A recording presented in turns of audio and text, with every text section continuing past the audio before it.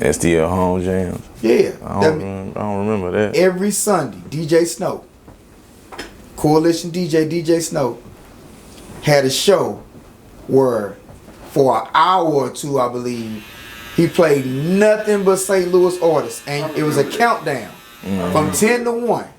And if you won, I remember that. and if you won just 2, it ain't one even 3 weeks, like 2 weeks, he bring you in, do a whole radio interview on you, everything. That's been gone. Yeah. Since Stacey Static been gone and whoever else was running stuff, it's just over. J Nix, all it's that. over, man. Yeah, like, so what outlets do you have through major syndicated radio? Something that, if everybody got radios in their cars, you know what I mean? And it's to me, it's a big meeting that should be had. Yeah. You know what I mean? They need to rent out the Omega Center. Yeah. Guys that got influence, and bring not just the top 20 DJs. You need to bring 100. You need to bring every DJ that DJ the club, the DJ that DJ at Midtown, the DJ that DJ at Jesse's on the East Side, the DJ who DJ at Members Only, whatever you can think of. Hold Visions, any of these places, all of them you need to be there because they all got a fan base. Absolutely. And we need our artists to get recognized by the city so that the city get behind them. All this brings money for everybody. It does. When these dudes start getting on, it's money for everybody. Yeah. You use the DJs from St. Louis, use the promoters from St. Louis. Yeah. You don't charge them when they want to do a big old show. Yeah. Or you only charge them just enough to pay the people that you got with you. Look, man, just give me $5,000. I can pay my hype man, I can pay my DJ, I can pay my whatever. Right, absolutely. I don't need nothing out the deal. Because we've been working with each other, but that don't happen. Yeah, that don't happen. Yeah, that's crazy. Yeah, you right. And this younger generation, man, I ain't gonna lie, they definitely don't know the business. They so hot-headed. They got the guns in the videos bouncing around, and you got man, let me tell you something about that. Let me say something about that. In, I want to say 2020 or 19, the feds have a federal statute. I'm going to find it. And I'm going to get it to Chop Talk so they can just post it one day for y'all to know that it's real. They got a federal statute that allows them to digitally zoom in on any gun that you have, check the serial numbers, see if they scratched off, see if the gun's stolen, see if you're supposed to have it. They got facial recognition because what you don't know is at some point in time in your life, you done did facial recognition for something. You stuck your eyes inside that thing to get your driver's license, anything, and they copy your retinal scanner, which is inside your damn eye socket. So whenever you go to a traffic light or things like that and you want to run, they can scan your damn face and they got it from your retinal identification. So they can zoom into your face, zoom into the guns, and then come back and say, oh, wait a minute, that gun was not registered. That gun was actually stolen. That gun was from the police department in the evidence room. That gun was over here. That gun was in this car, that car. Now guess what? Now you're looking at what's called a 922G. 922G.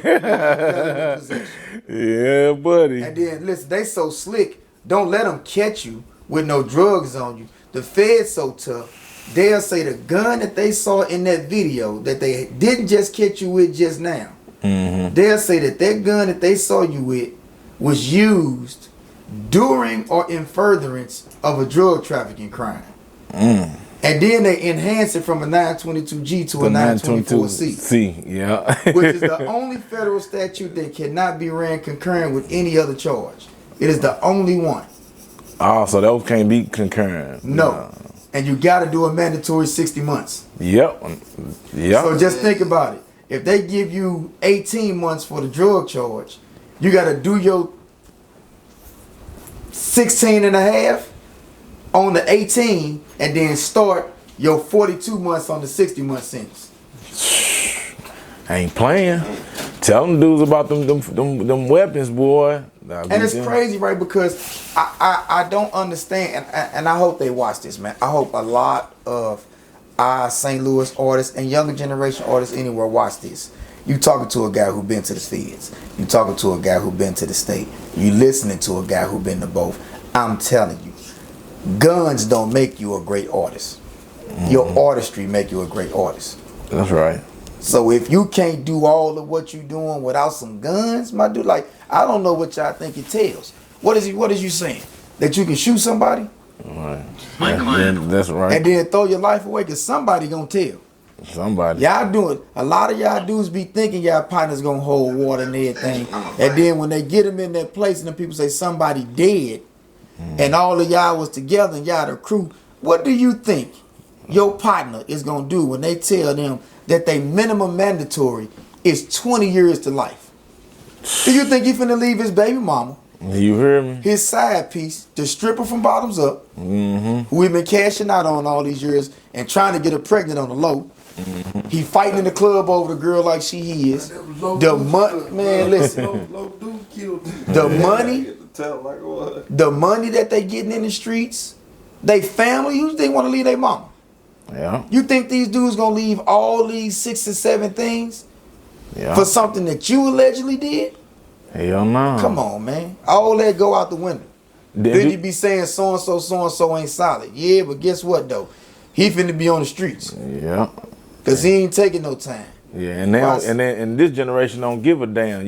They'll tell on it and motherfuckers forget about it and be right back hanging with these niggas, or the nigga got some money. Don't even care, man. Like with YSL and the Gunna situation, man. What's your intake on YSL and Gunna, man? I ain't gonna lie. Dude, Sauce Walker. Yeah. He made a really, really, really valid point on a live that he was doing one day. He said, and the Breakfast Club played back this interview. And I didn't see this interview from the Breakfast Club until after I had saw this live with Sauce Walker. He said, how can you be mad at the dudes that's telling on you, backdooring you, when the name that you took of your crew is slime? Slime means to backdoor your homie, that you slimy. Yeah. Do you know what Young Thug said in the interview himself? I created this name for this crew because nobody else in the industry was on it. Nobody was on backdooring motherfuckers, or nobody was on being slimy, like really, like, you know what I mean? You know, setting this dude up or setting that dude up. So it's like, how can you be mad when the dudes who claim to be slimy do the slimiest stuff to you? All right. That's crazy, man. Yeah. And besides them not growing up in the right homes and not having any fathers, man, I want you to speak on and tell them brothers about your father and the situation. You know, growing up. I encourage dudes, man, who got their father in the household, man, to take heed to any advice they give you if you got a good role model at the crib, whether it be your father, your stepfather, your mama boyfriend. If you got somebody, man, that's trying to give you good advice, man, take it. You got a chance to go to college, man, go. Right. School is so much more fun than what you think it is, man. Yeah. My father, William Weaver, and I'm actually going to get with the owners of this podcast I'm on called Chop Talk, if y'all didn't know. Yeah. Where's Big Business at? Yeah. To do a demonstration on my father. A lot of people know him. He's very well known. He was a big DJ back in the day. But he was sentenced to life with the death penalty in 1987 for murder of a government witness, allegedly. Show you how dirty the prosecution was. At his trial, now my father's on trial for murder. At his trial, they brought up the war on drugs. My father's not locked up or charged with anything dealing with drugs. It's a murder case now. He told Buzz Westphal, who the courthouse is named after, he was a prosecutor then.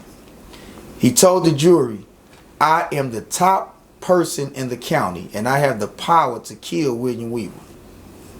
I'm giving you all, the jury, the power to kill him too.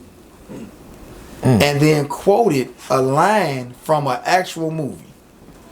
There's a movie, like an army movie, where in one of the scenes, the guy is giving a motivational speech to the soldiers before they go to war. And he says something to the effect of, when you roll over and the guy who's next to you, when you roll over and the place where the guy who was next to you face is supposed to be is gone. Like quoted the exact line from a movie where they was talking about a soldier getting his face blew off. Damn. And related that to my father. So if all of this wasn't unconstitutional, I don't know what would.